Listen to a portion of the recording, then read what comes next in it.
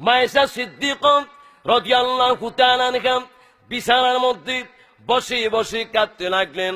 কিছুক্ষণ পরে মায়েশা সিদ্দিকা দেখতে লাগলেন আল্লাহর নবী আবার বিছানার মধ্যে হাজির হয়ে গেলেন। মায়েশা সিদ্দিকা বলেন, ইয়া রাসূলুল্লাহ বিআবি আনতা ওয়া উম্মি, নবী গো আপনার কদমে আমার পিতা মাতা কুরবান হোক। নবী গো কিছুক্ষণ আগে আপনি আমার বিছানার মধ্যে ছিলেন। ওগো আল্লাহর নবী, আমি আপনার নূরানি চেহারা মুবারকের দিকে তাকিয়েছিলাম। হঠাৎ করে আপনি আমার বিছানা থেকে এমন করে কোথায় গায়েব হয়ে গেলেন? আল্লাহ নবী বলেন, আয়েশা রে, তুমি কি আমাকে তোমার বাবা আবু বকর সিদ্দিকের মতো মনে করছো নাকি? তুমি কি আমাকে ওমর ফারুকের মতো মনে করছো নাকি? আয়েশা রে, এরকম একটি জায়গার মধ্যে আমার কিছু উম্মতেরা আমি নবীর শানে দুরূদ শরীফ পড়তেছিল, আমি নবীর শানে গুনগুন করে গাইতেছিল, আমি নবীর শানে রিসালতি স্লোগান দিছিল। আয়েশা রে, তারা যখন আমি দয়াল নবীকে ডাক দিয়েছিল, তাদের ডাকে আমি সাড়া দেওয়ার জন্য মুহূর্তের মধ্যে তাদের সেই মাহফিলের মধ্যে হাজির হয়ে গেলাম। জোরে বলুন সুবহানাল্লাহ, আল্লাহু আকবার বলেন। আমার ভাইয়েরা, আমার নবী যেখানে ইচ্ছে সেখানে যেতে পারে কিনা? ও মুসলমান আওয়াজ দেন না, পারে কিনা? আমার নবীকে ক্ষমতা দিয়েছে কে? আরো জোরে কোন না কে? এই জন্য তাফসীর কারক যারা আছেন তারা এই গায়েবটাকে দুই ভাগে ভাগ করেছেন। কয় ভাগ? দুই ভাগ। এক প্রকারের গায়েব হচ্ছে বেহেশত দুজক, এগুলো দলিল আদিল্লার সাহায্যে বোঝা যায়। কিন্তু আরেক প্রকারের গায়েব হচ্ছে কিয়ামত কোন দিন হবে, কোন সময় হবে, ওই টাইমে কতজন মানুষ পৃথিবীর বুকে থাকবে, তাদের মায়ের নাম কি হবে, তাদের বাবার নাম কি হবে, তাদের সৈদ্য গোষ্ঠীর নাম কি হবে।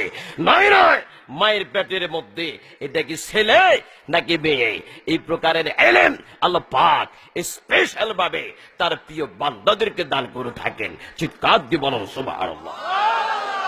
বর্তমানে চিকিৎসা বিজ্ঞান এতই উন্নত, মায়ের পেটের মধ্যে একটা ছোট্ট মেশিন ধরলে মায়ের পেটের মধ্যে এটাকে ছেলে নাকি মেয়ে কম্পিউটারের মধ্যে দেখা যায় কিনা? আরো জোরে কোন যায় কিনা? আপনাদের সিলুড়ি বা সেটার কি কর? না না, যেটা করে আলটানি বল, আলটা। কারণ আপনাদের সিলেটের ভাষা তো বড় মারাত্মক ভাষা, এর জন্য বুঝার জন্য বলে। বাংলাদেশের মধ্যে আমার কাছে দুইটা ভাষা বেশি কঠিন লাগে, একটা হচ্ছে চট্টগ্রাম, আরেকটা হচ্ছে সিলেট।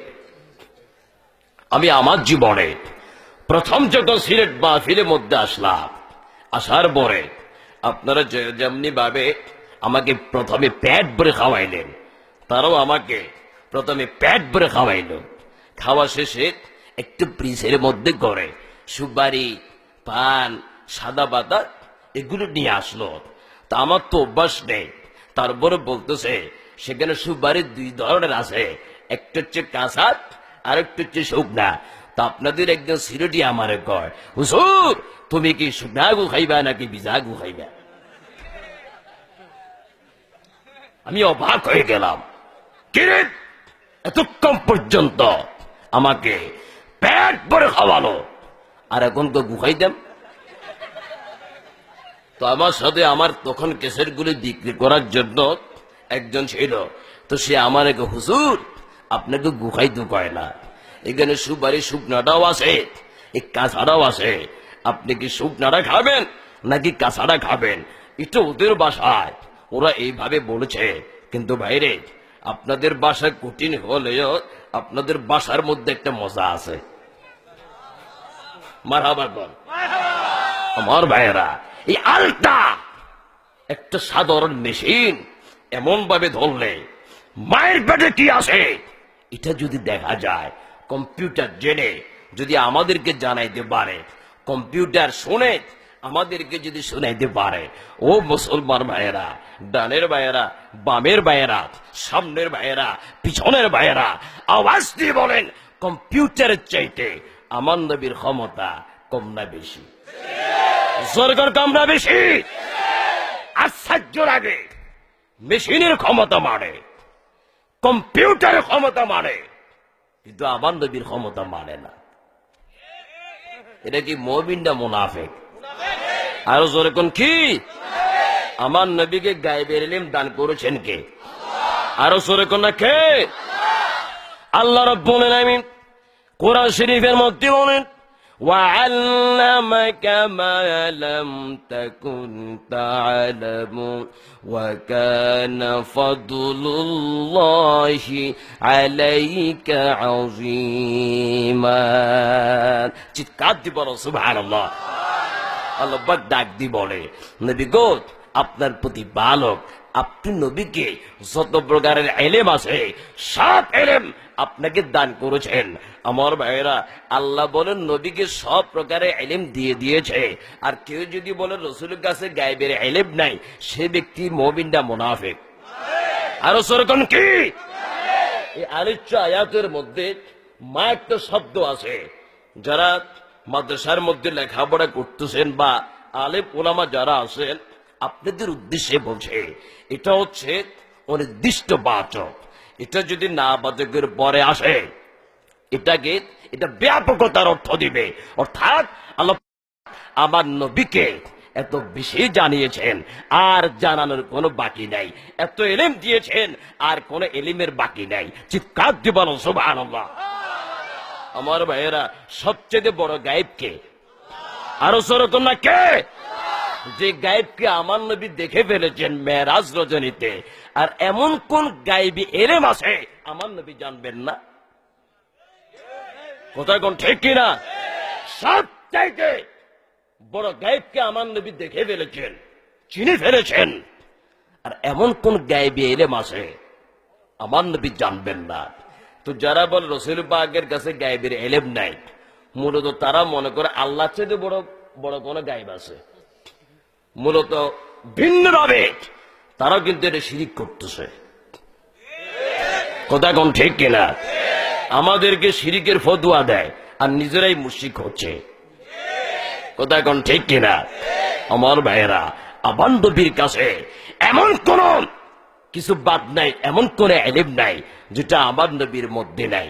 এজন্য মিশকাত শরীফে কিতাবুল মানাকিবের মধ্যে আমার নবী উম্মে ফজলকে বলতে লাগলেও, ওর উম্মে ফজল, অতি সত্বর আমার ফাতেমার গর্ভ থেকে একটা পুত্র সন্তান হবে।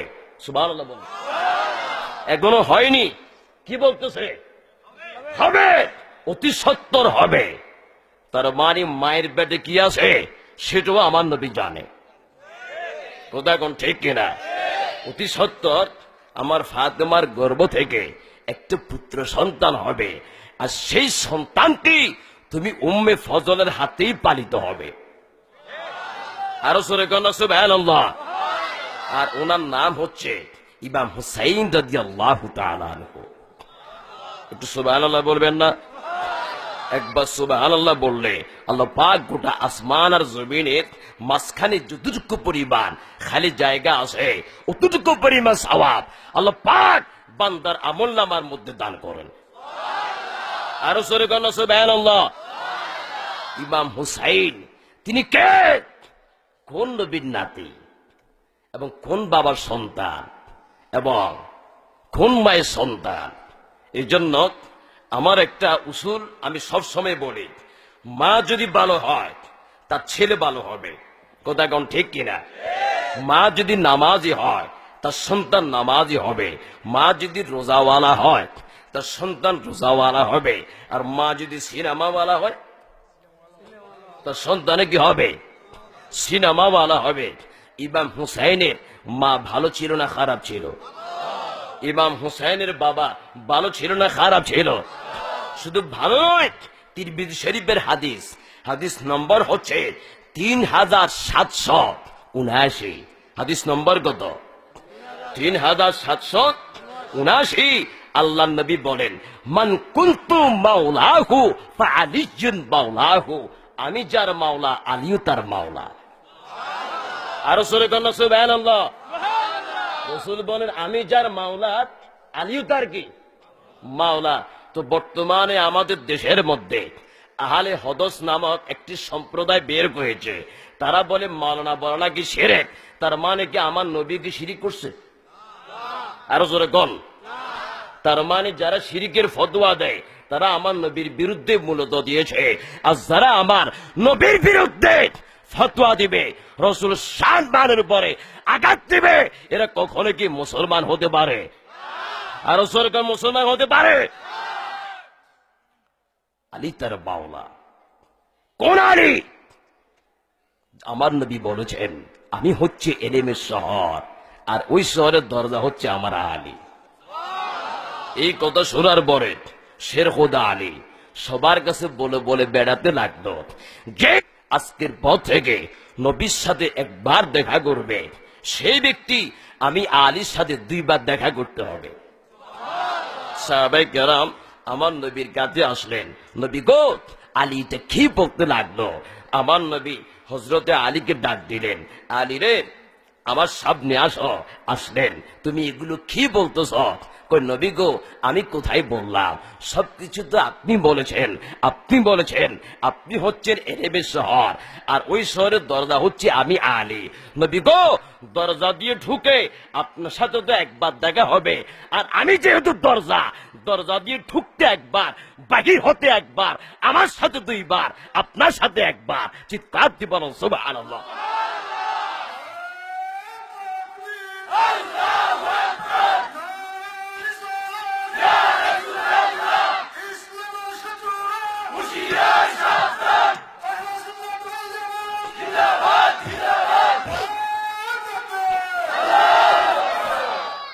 ইনি হচ্ছেন সেই আলী। কোন আলী? যিনি ধৈর্যের পাহাড় ছিলেন। ইমাম হোসেন সম্পর্কে জানার আগে ওনার মা বাবার সম্পর্কে জানার দরকার আছে কিনা? আরো সরে কন্যা আছে কিনা? আমার বয়ান নুজহাতুল মাজালিস এবং কালিয়াবি কিতাবের মধ্যে পড়ি মা ফাতেমাতুজ জোহরা রাদিয়াল্লাহু তাআলা আনহা হুজরার মধ্যে বসে বসে কান্নাকাটি করতে লাগলেন। এমত অবস্থার মধ্যে শের খোদা আলী রাদিয়াল্লাহু তাআলা আনহু হুজরার মধ্যে প্রবেশ করলেন। ডাক দিয়ে বলতে লাগলো, ও ফাতেমা, এমন করে চোখের পানি ছেড়ে ছেড়ে কাঁদতেছ কেন? কি দুঃখ তোমার মনে? মা ফাতেমা বলেন, প্রাণের স্বামী গো, আমি কেন কাঁদতেছি আপনি কি জানেন না? সন্তানেরা আজকে কয়েকদিন পার হয়ে গেল, সন্তানদের মুখের মধ্যে খানা দিতে পারি না। ও স্বামী, চুলার মধ্যে আগুন দিলাম, তার উপরে ডেকসি দিলাম, ডেকসির মধ্যে পাথর দিলাম, পাথরের উপরে পানি ঢেলে উপরে ঢাকনে দিলাম, পানিগুলোকে সিদ্ধ করতেছি আর সন্তানদেরকে বুঝতেছি, সন্তানেরা একটু অপেক্ষা করো, কিছুক্ষণ পরে তোমাদের খানার ব্যবস্থা হয়ে যাবে। স্বামী গো, আর কতক্ষণ? এমন করে সন্তানদেরকে বুঝ দেব। এই কথা শোনার পরে শের খোদা আলী রাদিয়াল্লাহু তাআলা আনহু তিনি নিজেও কান্না করতে লাগলেন। মা ফাতেমা বলে, ও স্বামী, আপনি যদি কান্দেন সন্তানদেরকে কে সান্ত্বনা দেবে? এই নিন, আমার একটা পুরাতন চাদর আছে, চাদর খানা একটু বাজারের মধ্যে নিয়ে যান, বিক্রি করে সন্তানদের জন্য কিছু নিয়ে আসেন। শের খোদা আলী বাজারের মধ্যে গেলেন, মাত্র 6 টাকার বিনিময়ে চাদর খানা বিক্রি করেন। যখন তিনি একটু সামনের দিকে আসবেন, একজন ফকির এমন করে হাত বাড়াই দিল, আলী রে, আমি জানি আল্লাহ নবীর দরবার থেকে কোনদিন কোন মানুষ খালি হাতে ফিরে না।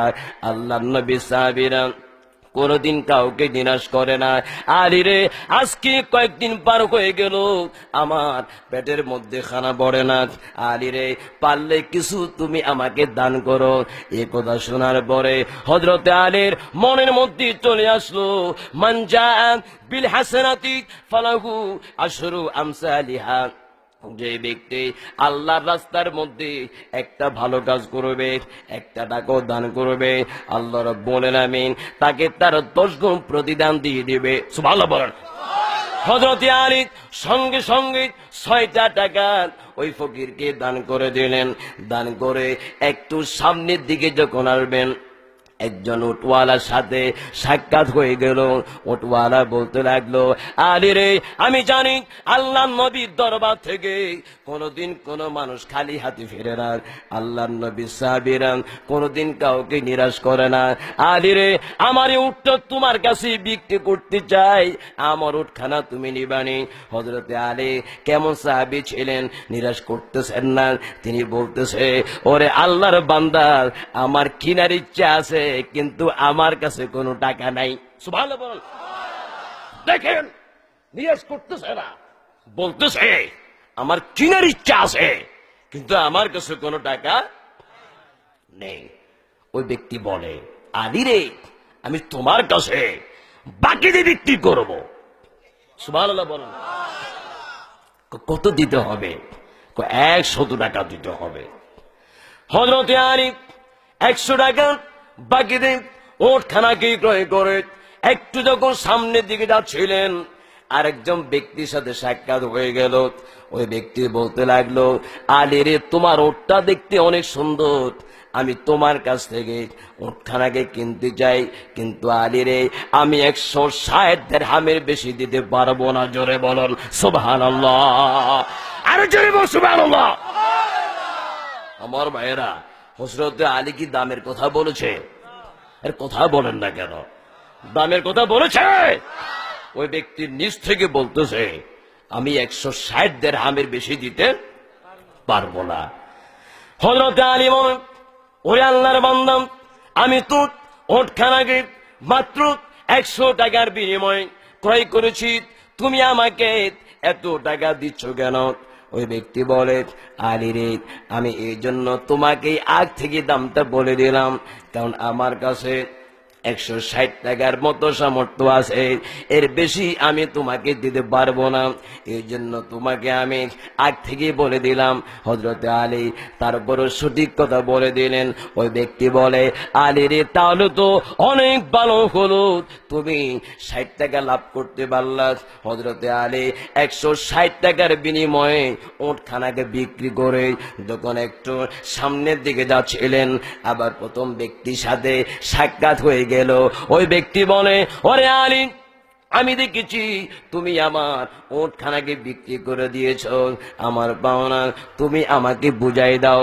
হযরত আলী বলে, ওরে আল্লাহর বান্দা, আমি তো 160 টাকার বিনিময়ে তোমার উটটাকে বিক্রি করে দিয়েছি, তোমাকে কত দিতে হবে? ওই ব্যক্তি বলে, আলী রে, আমি সুদ খাই না, আমি ঘুষ খাই না, কিন্তু ভাইয়েরা, বর্তমান মসজিদের সভাপতি কিন্তু সুদ খায়, মসজিদের সেক্রেটারি সুদ খায়, মাদ্রাসার সভাপতি সুদ খায়, মাদ্রাসা সেক্রেটারি সুদ খায়। আমার ভাইয়েরা, যারা সুদ খায় তারা মসজিদের সভাপতি হতে পারেনি, মাদ্রাসার সভাপতি হতে পারেনি। ওই ব্যক্তি বলেন, ওরে আলী, আমার পাওনা আমাকে বুঝাই দিলে হবে। হযরতে আলী 100 টাকা ওই ব্যক্তির হাতের মধ্যে বুঝাই দিয়া 60 টাকা নিয়ে মা ফাতেমাতুজ জোহরা রাদিয়াল্লাহু তাআলা আনহার হুজরার মধ্যে প্রবেশ করলেন। ডাক দিয়ে বলতে লাগলো, ও ফাতেমা, এই নাও 60 টাকা তোমার হাতের মধ্যে বুঝাই দিলাম। মা ফাতেমা বলতে লাগলো, প্রাণের স্বামী গো, মাত্র একটা পুরাতন চাদর নিয়ে তুমি বাজারের মধ্যে গেলা, এত টাকা ফিরে তুমি কি করে আসলা? এত টাকা নিয়ে কি করে তুমি ফিরে আসলা? হযরতে আলী সমস্ত ঘটনা যখন খুলে বললেন, মা ফাতেমা বলতে লাগলো, ও স্বামী, আমি ঘটনার মধ্যে একটা রহস্যের গন্ধ পাচ্ছি।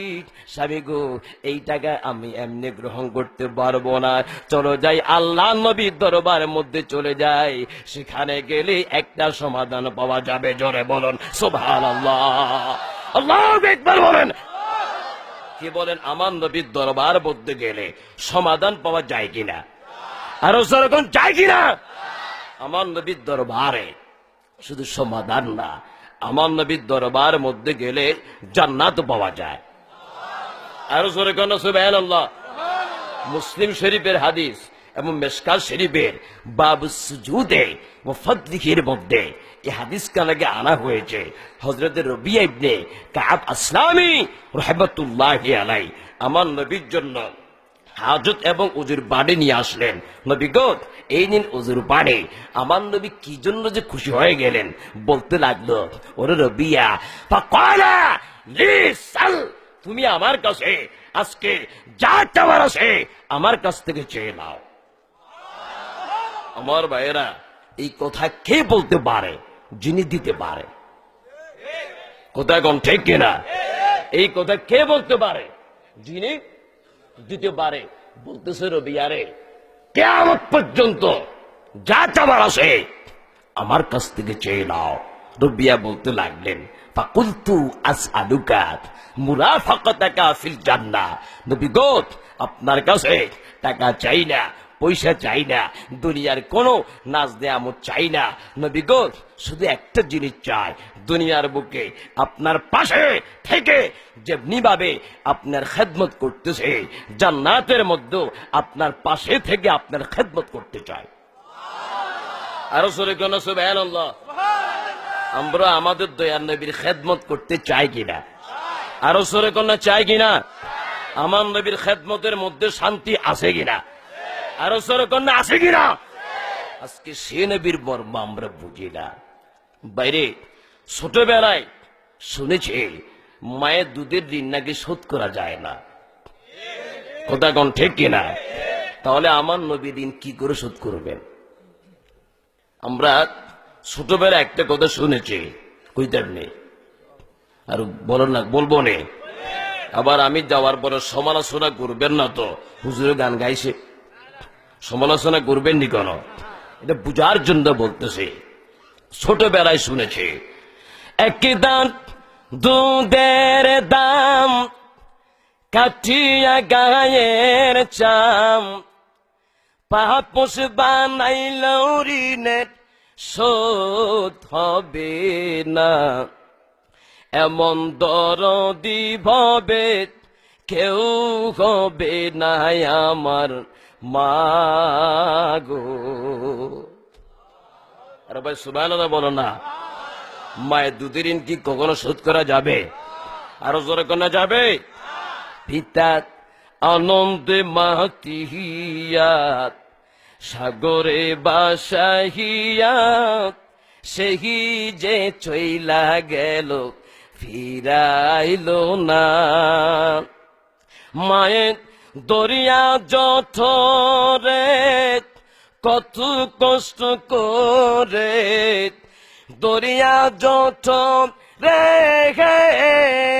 মায়ের দরিয়া জঠরে কত কষ্ট করে, 10 মাস 10 দিন পরে পেল বেদনা, এমন দরদি ভবে কেউ হবে না আমার মাগো। সুবহানাল্লাহ বল। ওরে প্রসবের কি ব্যথা, মা জানে সে কথা, মরিয়াও যেন মায়ের মরণ হইল না।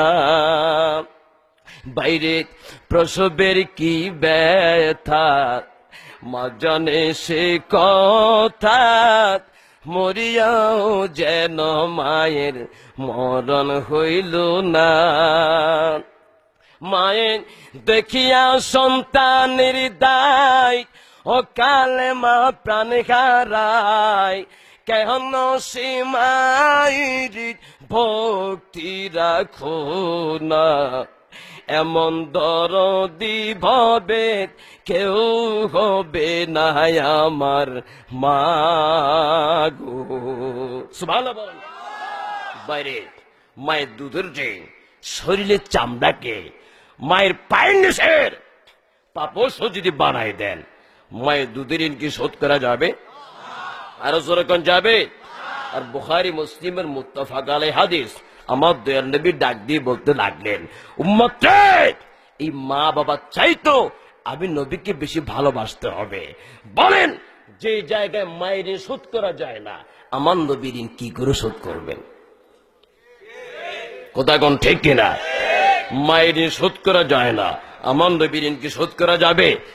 এই জন্য নবীর ঋণ তো শোধ করা যাবে না, কিন্তু নবী যাতে খুশি হয় আমরা নবী